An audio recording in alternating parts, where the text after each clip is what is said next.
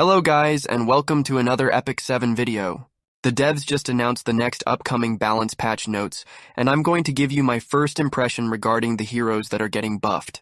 But before we start, I would like to tell you that this patch serves nothing to the current meta, and it's purely a shadow buff to Peira so they can sell it, since a lot of people are skipping her after seeing her mid-performance. They buffed her two best teammates, which are going to be Violet and Fallen Cecilia. So without further ado, let's get into it. First, we have Fallen Cecilia, and she can now be an aggro unit. Her S3 damage increased, she have full strip, increased barrier, increased HP, which makes sense, because you need to build some effectiveness for her S3 to strip. And also made her S1 guaranteed provoke when soul burn. Overall, this is a nice buff, but not what we expected, because I still believe that Fallen Cecilia needs a rework. But I still have hope for her exclusive equipment to add something extra. She will become really fun in an Peira setup. Next, we have Remnant Violet, and he will be very strong after this buff. His damage increased and his cooldown lowered, and the massive 50% combat readiness boost will allow him to solo teams just by himself when paired with Peira. He will be a cancer to deal with for sure. I can't wait to abuse his kit after these changes. You can drop his bulk and go full damage and one-tap everyone. Especially with 100% evasion, you can stack his passive and S3 really fast. Moving on, we have Fire Lilius, and her buff will allow her to be used more in PvP. Because her full cleanse when someone uses a non-attack skill means she can counter many openers who benefit from locking you down. She can't deal with ML Luna still, but a full cleanse is really strong. Also, her damage got increased, especially if the enemy is provoked, so you can do some crazy cleave setups with AoE provoke openers, or even fire Cecilia, for example.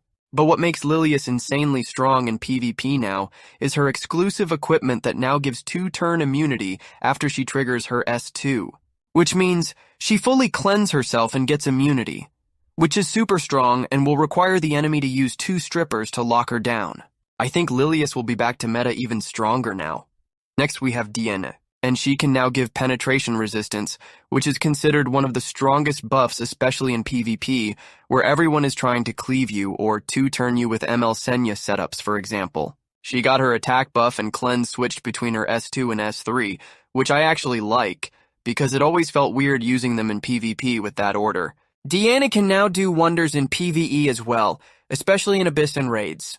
So I can't wait to test her for you as well when she get these changes. Another OG unit who got buffed is Krau, and I think he got one of the best buffs we saw in a while.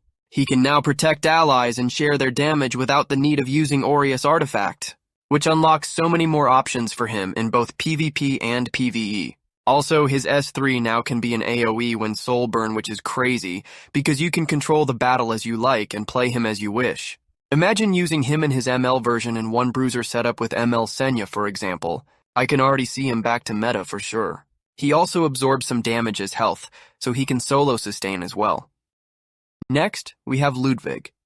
And they finally got rid of his biggest issue, and that is the need to land his stun in order to get the combat readiness increase. His exclusive equipment also gives him some options, like the defense break, which will guarantee a kill when he uses his S3. I will attempt some cleave setups using him after these changes drop, so stay tuned.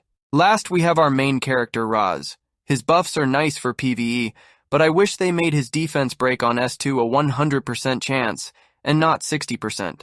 Besides that, he can be a solid sustain and decent bruiser now. He can protect the ally in the back whenever his HP drops below 50%, so your PvE DPS will always be safe in hard content, like Abyss or Raids. For our artifacts buffs, the one that will do some impact in PvP is going to be Uberius Tooth, because now it works exactly like Seaside Bellona's Drink artifact on Ranger, meaning you can abuse this AoE extra damage on ML Bellona, so whenever her S2 triggers, she will deal massive damage. Not to mention, she already gets a lot of attack buffs from her passive, and since this artifact scales with attack, it will be the perfect fit. And since Counterset Bellona is not a thing anymore in current meta, you can abuse with Artifact with Lifesteal set. So she will be a complete solo unit. I can't wait to test her out when it drops. Anyway, these were the buffs and my personal thoughts. Let me know yours in the comments down below. Thank you for watching, and please don't forget to leave a like and comment what you want to see next.